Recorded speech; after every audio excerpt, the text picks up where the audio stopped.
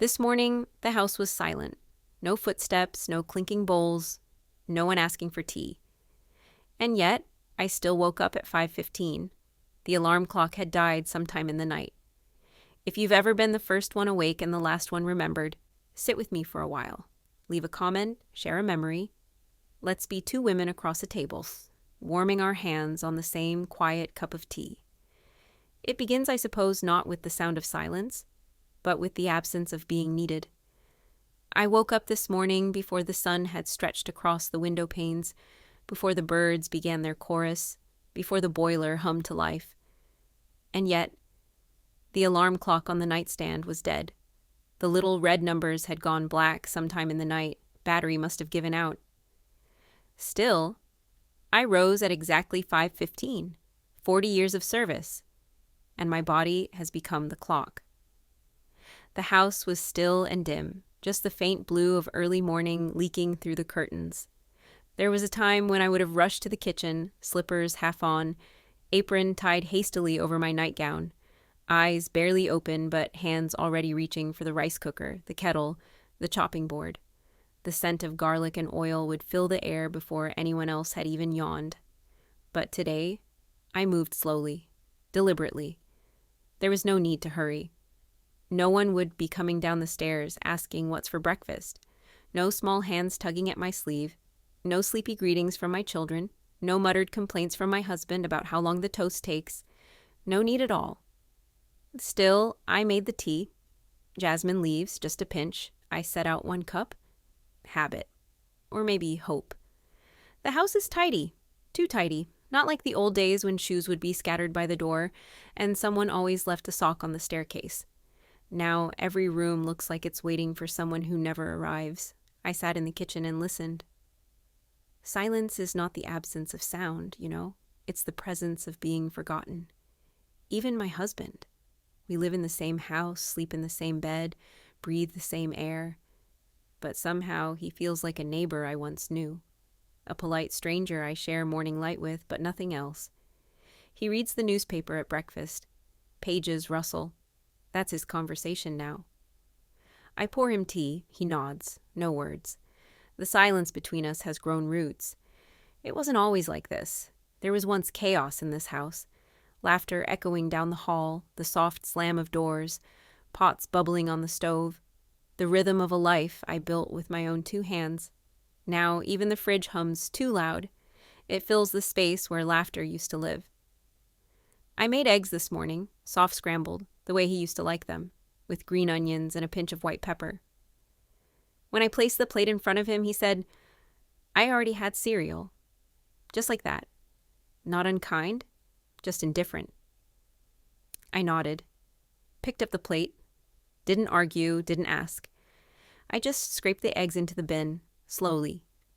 Not in anger, not even in sadness, just with the care of someone folding away a shirt that no longer fits. No one likes cold eggs anyway. I often wonder what happens to women like me. Women who gave and gave and gave until the giving became their identity. Until they couldn't tell where the caring ended and they began. I was a wife. I was a mother. I was the one who remembered birthdays, clipped coupons, stayed up during fevers, stayed calm during storms. I kept the home stitched together, not with thread, but with attention. But now I'm not sure what I am when no one needs anything. Not a crisis, not a casserole, not a listening ear. I remember once when the children were small, I had a terrible fever, and I still got up to cook. My daughter, just 6 then, looked at me and said, "Kwaumem, Mommy, you're like magic. You never stop." I smiled, but inside I felt a little afraid. What happens when the magic is gone? Well, now I know. You become part of the background, like the ticking clock or the coat rack, noticed only when missing. Funny thing, though, the clock didn't tick this morning, and I still rose, because somewhere inside me, a bell still rings. It rings not for others now, but because it always has. That bell, it's me, my rhythm, my trace, my echo. I looked out the window and saw the light beginning to stretch across the lawn. The garden still grows, the world still turns. even if no one is watching. I sat in the chair by the window and let the tea grow cold in my hands. The silence didn't feel as sharp today, just wide, like an empty road I now must walk alone. And as I sat there, I realized something. The alarm clock may have died, but something in me still wakes, still rises, still waits. And so the morning passed me, not with noise or purpose, but with a quiet ache, like something once full, now gently hollowing. It's strange what your hands remember before your mind does. Some mornings I look down at my fingers, now lined and softened with age, and I see them as they once were. Swift, strong, always in motion, wiping mouths, folding clothes, pulling splinters, stirring broth. They were never idle. My hands lived for others. I remember a night, I think I was in my 30s then, when my son had a fever. He was small, maybe 4. His cheeks were hot, and his little limbs thrashed under the covers. I sat beside his bed all night, a wet cloth in one hand, his tiny fingers in the other. Every few minutes I whispered, "Shh, I'm here." I remember praying under my breath that the fever would break before dawn. It didn't, but I stayed. I didn't sleep. At 6 a.m., I went to the kitchen, made breakfast, packed lunches, ironed a shirt for my husband. Then I went back upstairs and held my son again. No one noticed. That's not bitterness, just truth. They ate the food, wore the clothes, left the dishes, and I was invisible in the way walls are invisible. Always present, always holding everyone up, and never really seen. That's what I was. The wall of the house. You only notice the wall when it cracks. I remember once burning my hand on a pot of soup. Boiling broth spilled as I turned too quickly. Someone had dropped a glass behind me, and I moved to catch it out of reflex. I saved the glass, scalded my skin. The scar is still there, faint and pale, across the back of my hand. No one ever asked how it got there, and I never told them. Because when you're a mother and a wife, a caretaker, pain becomes a background noise. You wear it like perfume, quiet, faint, just enough to remind you that you're still here. I've lost count of the nights I stayed up sewing costumes for school plays.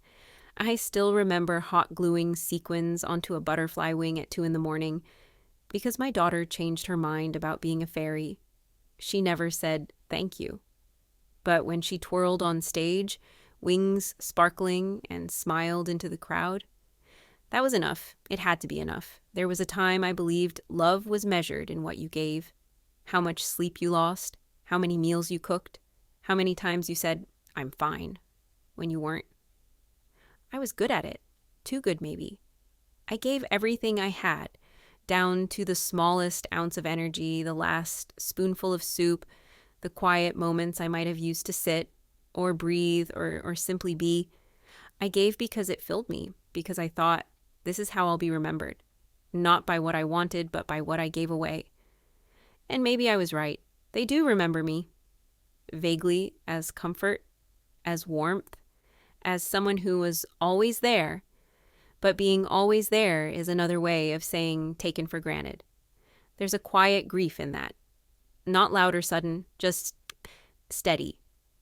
Like a slow leak in a roof you patched so many times, the wood beneath has started to rot. Sometimes I wonder, what would have happened if I'd said no? No, I won't cook dinner tonight. No, I can't drive you to practice at 6 a.m.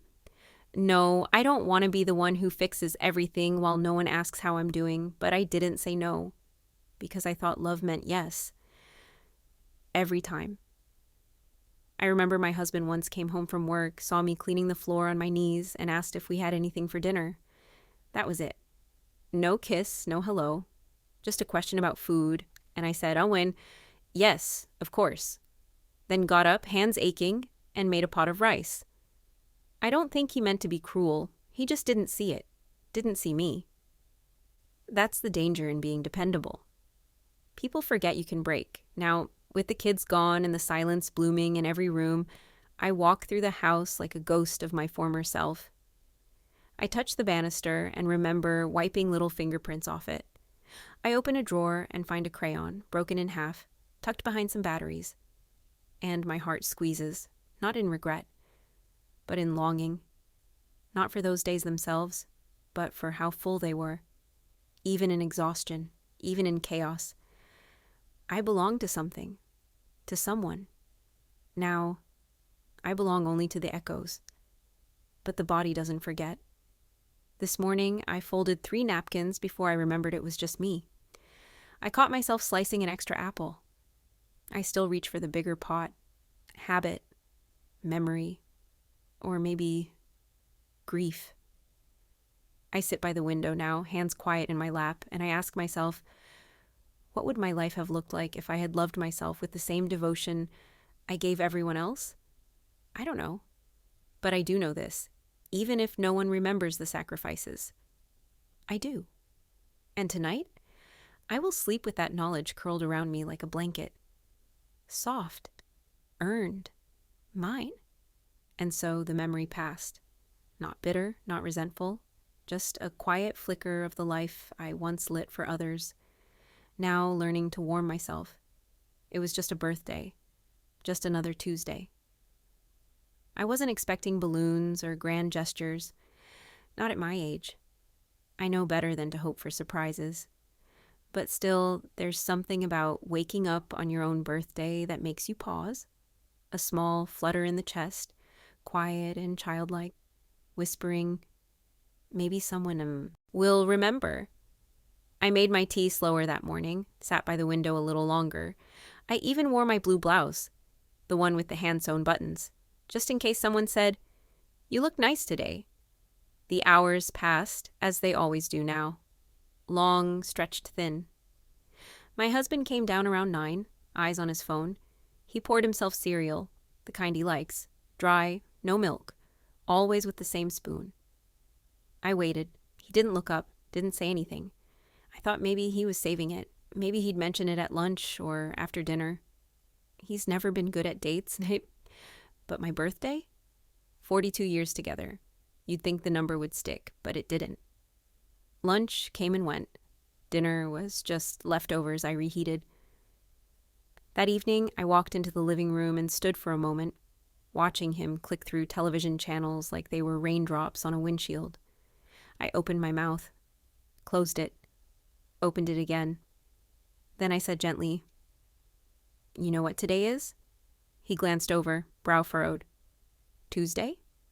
I smiled, small and tight. "Yes, just Tuesday." Then I walked into the kitchen and stood alone. That's where I cried. Not loudly, not dramatically. Just a quiet tear into the sink. The kind you don't wipe away because no one's looking anyway. It wasn't the forgetting that hurt most. It was the fact that it didn't matter if I reminded him, because there would be no rush to make it right, no flustered apology, only a shrug, maybe a half laugh, the kind that says, "Come on, don't be sensitive." But I am sensitive, not because I'm fragile, but because I have spent a lifetime feeling deeply for everyone but myself. The children sent a group message the next morning, not a call, not a visit, just a text that read, "Happy B-Day, Mom." One message from all 3, copied and pasted probably, no names, no voice. I stared at it longer than I'd like to admit. My thumbs hovered over the screen. Should I say, "I missed you," or "Thanks, I had a quiet day"? In the end, I replied with a heart emoji. Just one, because anything else felt too vulnerable. A few years ago, they would have shown up with cake, loud voices, paper hats. One of them would have brought that silly card with the talking dog. I used to laugh every time. But now, birthdays are just lines on a calendar, and I'm no longer the center of anyone's orbit, just a distant planet turning quietly in the dark. It's funny how pain shows up. Not like a storm, not like a blow to the chest, but like a pinprick, a forgotten date, a missed call, a dinner where no one asks how you are. Those little things pile up, and after enough time, they don't just sting. They shape you. I used to tell myself they're busy. And they are, I know they are. But busyness doesn't erase responsibility. And love, if it's real, makes time, even just 5 minutes. No one asked me how I spent the day. I didn't tell them I bought myself a tiny cake. Strawberry, single serving, the kind with too much icing. I lit one candle, sat in silence. Didn't sing, didn't make a wish. I just watched the flame flicker and thought, this is what it feels like to disappear slowly, without anyone noticing. And yet, even as I say that, I hear my own inner voice protest. But they love you, they do, and maybe they do, in their own way. But love without attention is like a lamp without oil. It stops giving light, even if the shape remains. After the cake, I washed the dish, folded the napkin, and put the candle back in the drawer. There were 10 left in the box. I wondered if I'd use another next year, or if I'd bother at all. I went to bed early that night. The bed felt wide. He was already asleep, the television casting flickers of color against the wall. As I lay there, I thought about how many birthdays I had planned for others. The decorations, the surprise gifts, the cakes made from scratch even when I was tired from work. I remembered the time my youngest cried because I forgot the blue candles and brought white ones instead. I drove 20 minutes that night just to get blue ones. He doesn't remember. But I do. That's the curse of the ones who remember everything. You carry it, even when no one else does. I closed my eyes that night with a strange ache, not anger, not even sadness, just an emptiness that settled into the bones. And so the day ended, not with celebration, but with the soft extinguishing of a single flame, and the quiet knowledge that, once again, I'd gone unnoticed. I don't know when it happened, the exact moment I became other in my own home, but I do know when I finally saw it, clearly, painfully. It was a Sunday, a day that used to mean something, church, groceries, dinner together, a slow, sacred rhythm. But now, Sundays pass like any other day. Quiet, empty, too clean. That morning, I came down to find the house unusually lively. Voices, laughter, the smell of coffee and cinnamon. My daughter and her family were here. I didn't know they were coming. No one had called. No one had told me. I stood at the base of the stairs, still in my robe, hair undone, clutching the railing like it might steady something inside me. My granddaughter was sitting at the kitchen counter, swinging her little legs and licking icing from her fingers. They had brought pastries. They were making plans. I stepped into the room with a small smile. Surprise, I wanted to say, but no one looked up. Not at first. When they finally did, my daughter said, "Oh, we thought you were still asleep." Her voice was cheerful, casual, like forgetting me was normal. Like this, their breakfast, their circle, their conversation wasn't meant to include me. I said, "I heard voices. I didn't know you were coming." She shrugged. "It was last minute. We just swung by for coffee before heading out." I nodded. I always nod. Then I asked, "Heading out where?" And that's when it happened. That tiny pause, that look exchanged between her and her husband. Then she said, "We're going to the lake. Just the 5 of us. Kind of a little family day. Just the 5 of us." The words landed like a stone in water, soft but deep.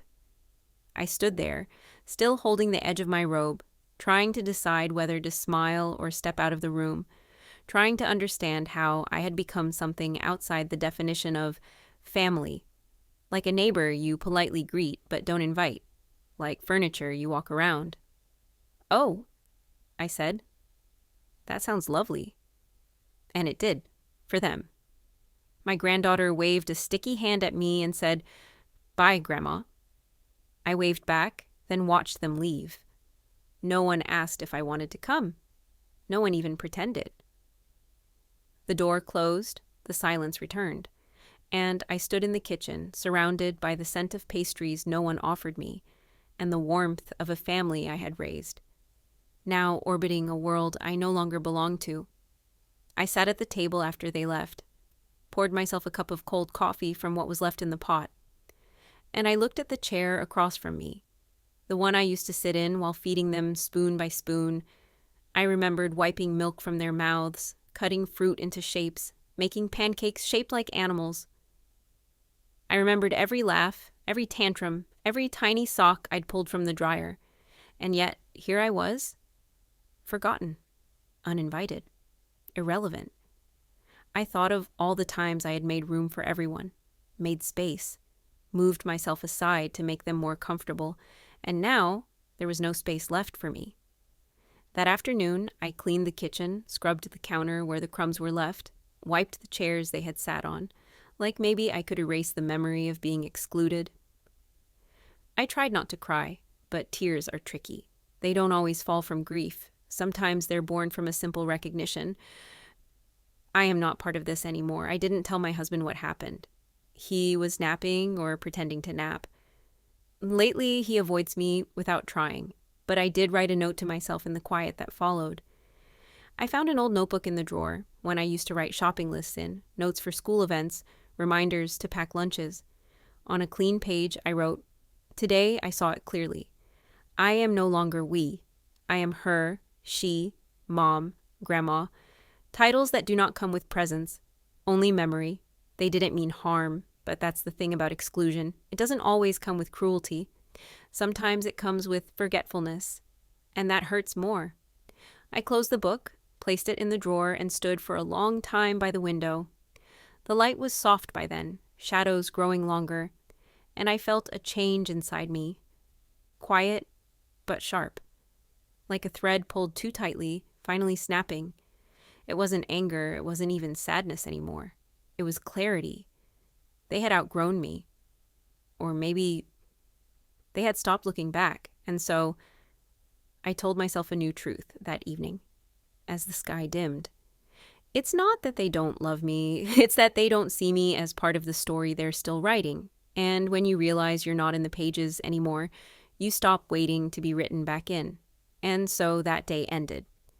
Not with heartbreak, but with the quiet, final ache of someone who knows she's no longer needed, and begins, at last, to loosen her grip. I used to believe that love meant giving, and I gave. God, I gave everything. Time, sleep, ambition, even my own voice, little by little, until it was only a whisper inside my own mind. When I was younger, people used to say, "You're the heart of this home." I wore that title like a badge. I believed it meant I was cherished. But no one tells you what happens to a heart when it's never tended to. It keeps beating, quietly, faithfully, even when no one listens. Until one day, it starts to wonder if it ever mattered at all. Lately, I've been remembering things I had forgotten, not because of age, but because I had pushed them aside to make room for everyone else. I remembered how I used to paint. Not professionally, nothing grand, just little things. Flowers, hillsides, soft, blurry portraits. There was a time when the smell of turpentine made me feel alive. After I had my second child, I packed the brushes away, said it was just for now. But for now became forever. No one asked why I stopped. No one noticed. I remembered how I loved books with heavy pages, the kind you have to hold with both hands. I used to read at night, with a lamp and a blanket and no guilt. Now I can't get through 3 pages without feeling like I've forgotten something. Laundry, bills, someone's appointment. Even now, when there's nothing left to forget, the guilt still lingers, like a shadow stitched to my skin. When did I stop being a person with a self? When did I become a function? I can tell you the size of my children's shoes when they were 8. I can tell you what my husband likes in his tea. I know every allergy, every childhood scar, every story they once loved. But ask me what I love, what I need, what I dream about. And the silence is deafening. I gave up parts of myself so slowly, I didn't feel it. One skipped haircut, one missed dinner with friends, one quiet, it's fine, when my husband said he had to work late again. At first, you think you're just compromising, being generous, making space. But then one day you look in the mirror and there's no space left for you. Just a woman with tired eyes, folding laundry at 10 p.m., wondering if this is what devotion is supposed to feel like. They call it selflessness, as if it's a virtue, but there's a cost to being selfless. You forget there was ever a self to begin with. I used to dream of Paris. I don't know why. The cafes, maybe, the language, the idea of wandering somewhere with no purpose but pleasure. I once told my husband I wanted to go. He laughed, said, "Maybe when the kids are older." The kids are older now. They've been to Paris. They sent me pictures.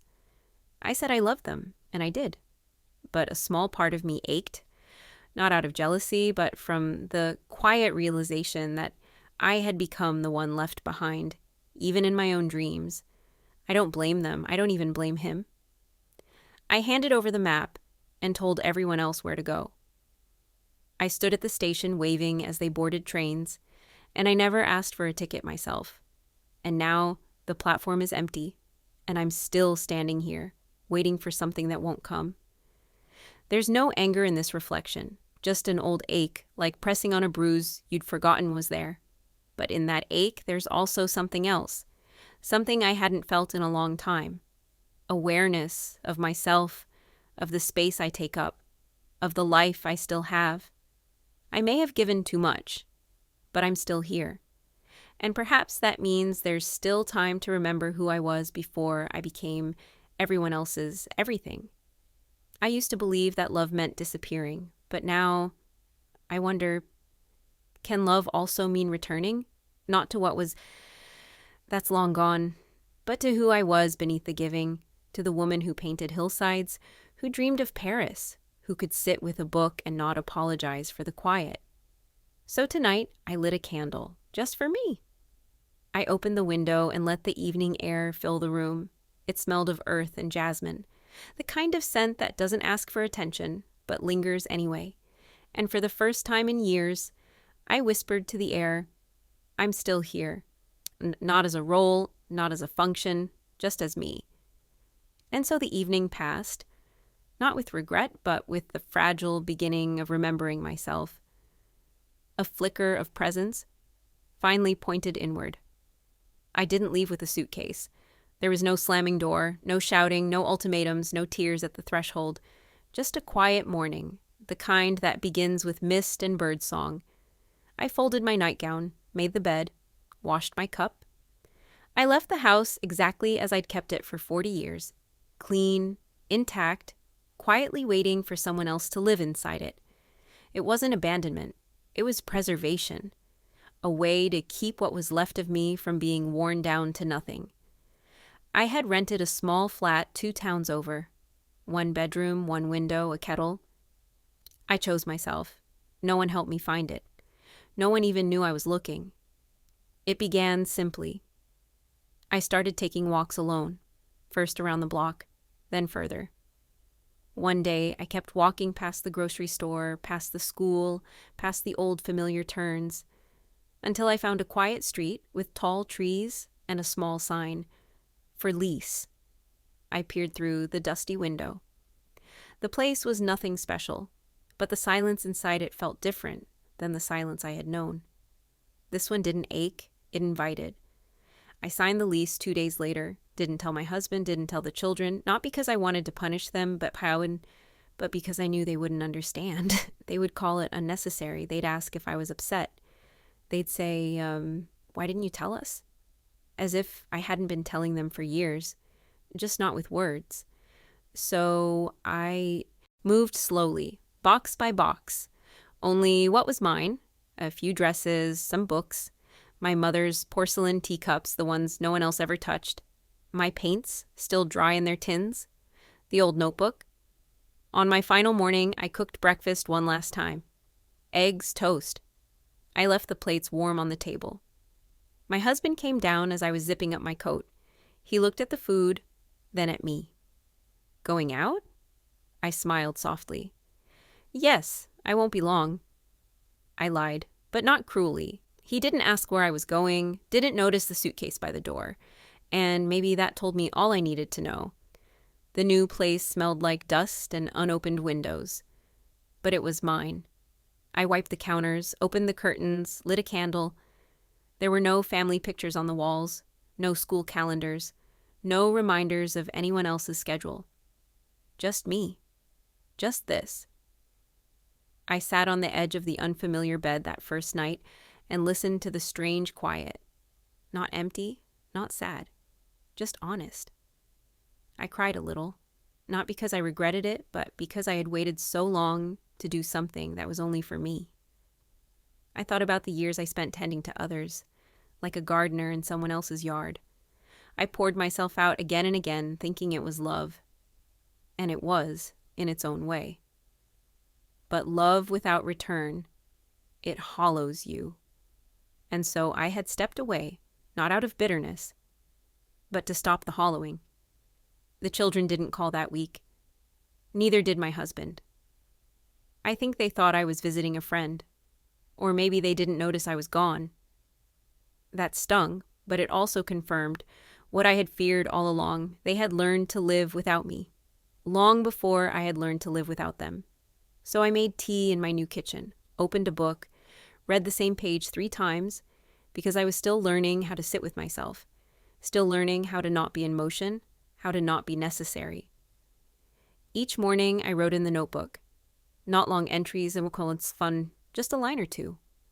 One day I wrote, I did not vanish, I stepped into the space they left empty. Another day, I am not angry, I am simply done being erased. There was peace in that, and grief too. But a clean kind of grief, not the kind that gnaws at you, the kind that clears the way. I went days without speaking aloud. It felt strange at first, then liberating. The silence here is mine. Not something that was left behind, but something I walked into with purpose. I paint now, not well, but with pleasure. I eat when I'm hungry, sleep when I'm tired. I bought myself sunflowers and didn't wait for anyone else to do it. I still think of them. Of course I do. I wonder if they wonder where I went, if they sit at that kitchen table and notice the missing chair, if the house feels colder without my presence, the way a room feels once a lamp is switched off, though the walls remain. I don't wish them harm. I don't wish them guilt. Only understanding. One day. But I won't wait for it anymore. This chapter is mine. And so the days began anew, not as a retreat, but as a quiet, steady return to myself, with no need for permission, only presence. Healing doesn't come like a flood, it comes like dew, soft, barely visible, but suddenly you notice the grass is wet beneath your feet. In the first weeks, I moved slowly. At first, out of habit, then out of care. I stopped rushing, because there was no one to rush for, and that, strangely, felt like freedom. I began my mornings with the window open, just a little, enough to let in the air. I liked the sound of leaves shifting, the hum of the street below, the occasional laugh from a child walking to school. In this small apartment, I found a rhythm not based on anyone else's hunger, mood, or need, only mine. The first time I went to the market by myself, I stood still in the fruit aisle for what felt like forever. Not because I was lost, but because for the first time in decades, I was buying food for my taste. No one else's preferences to remember, no allergies to account for. Just, do I want the green grapes or the black ones? I chose the black grapes. Then I smiled. Simple things began to feel sacred. Boiling tea without someone asking what was taking so long. Reading without glancing at the clock. Taking a walk and stopping to sit just because the sun was warm on that particular bench. There was no grand transformation. I didn't dye my hair, didn't travel to foreign cities, didn't take up tango or meditation. I just lived, quietly, gently, in a space that asked nothing from me. I found a small cafe nearby, run by a woman with silver hair and strong arms. She didn't ask questions, just learned my order. Black coffee, almond biscuit. We nodded to each other like old friends who didn't need words. Some afternoons I brought my notebook. I wrote poems, or maybe they were just thoughts that happened to have rhythm. One page reads, "The absence of noise is not loneliness, it is room." Another, "I no longer wait to be invited. I open my own door." I began to write letters I never sent, to my children, to my husband. letters full of things I never had the courage or space to say. One of them said, "I loved you more than you'll ever understand. That love cost me pieces of myself I didn't know I was allowed to keep, but I don't regret it. I just wish someone had said, 'You matter too.'" Some days the sadness still came. It would drift in like dust on sunlight, quiet, without warning. I would be folding a sweater and remember how my daughter used to borrow it, or hear a song in the grocery store that once played in the car during family trips. I would smile, then ache, and then keep going. Grief doesn't vanish. It softens. It learns to walk beside you without holding your throat. One morning, I passed a mirror and stopped. Not because I looked particularly beautiful, but because, for once, I looked whole. There were lines on my face, but they weren't just age. They were living. They were years of service and strength and survival. And now, finally, sovereignty. I touched the glass and whispered to my reflection, "You came back. Not all the way. Not completely, but enough. Enough to notice the way rosemary smells when rubbed between your fingers. Enough to hum a little when hanging clothes to dry. Enough to laugh at a joke on the radio, alone, and not feel foolish. There was a moment just a few weeks ago when I passed a park and saw a group of women sitting together with coffee and worn sandals. They looked my age, laughing. Easy.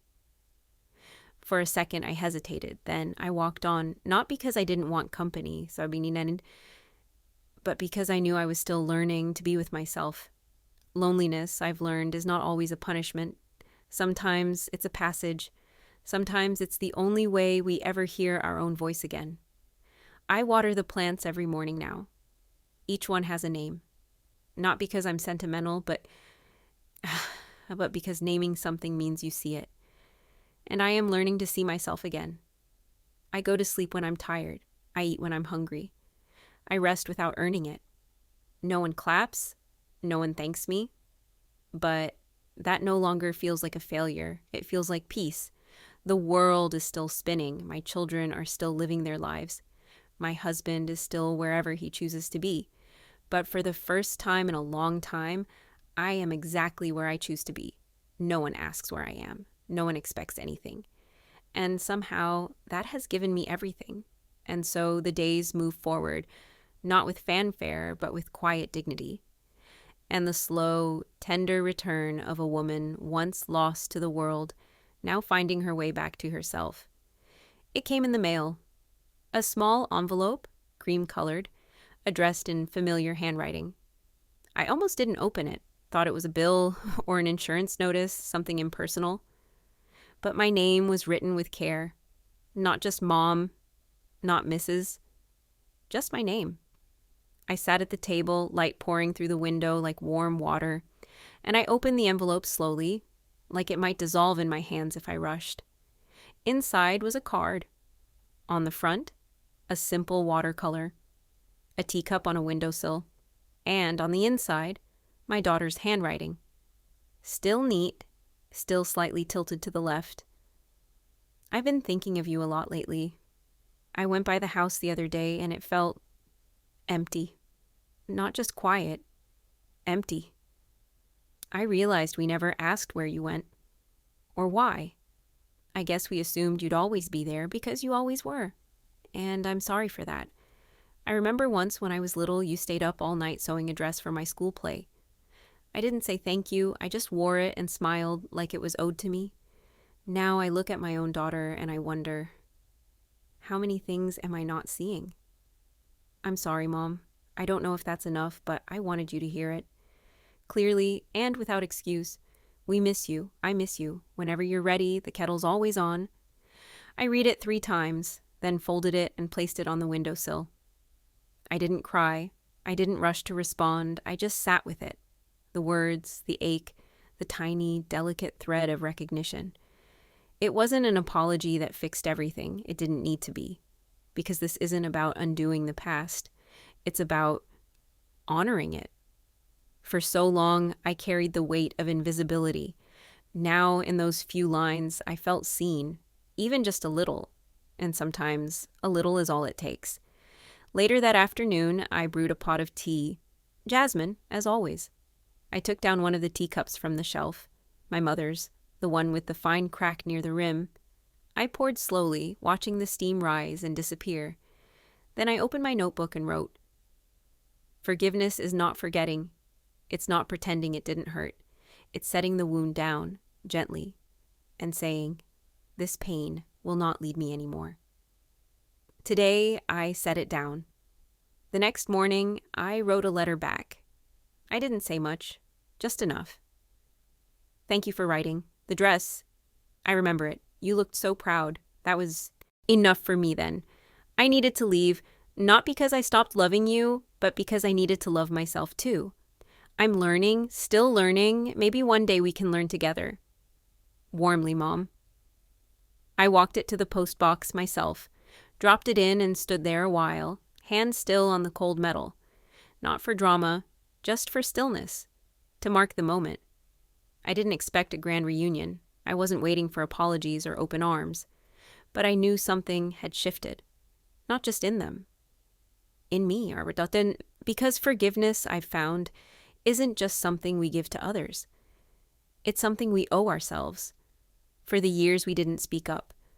For the times we let silence stand in place of honesty. For the moments we believed our worth was tied only to what we gave. I forgave myself for being tired, for needing rest, for not being everything, all the time. And in that softness, I found room to let the past be what it was. Full, flawed, real. There are still mornings when the ache visits, but it doesn't stay long. It's not a tenant now, just a passing guest. And when I think of the life I left behind, I no longer feel regret, only reverence. I was the hands that held it all together. I was the voice that soothed, the feet that walked every extra mile, the heart that stayed open even when unseen. That matters. Even if no one saw it at the time, I did. And now, so do they. Maybe not all at once, but enough. Last week, my granddaughter sent me a drawing in the mail, a simple house, a tree, and 3 figures holding hands. One had gray hair. She wrote, "I miss tea time. Can we have it again soon?" And I smiled, not because the wound had vanished, but because something gentle had taken root in its place. And as I sat in the fading afternoon light, tea cooling beside me, I whispered a quiet truth. This is not a story of being discarded. It is a story of returning. To self, to wholeness, to a love that finally includes me. And so it ends, not with bitterness, but with a letter, a soft light, and the hush of forgiveness settling in like dust on a windowsill.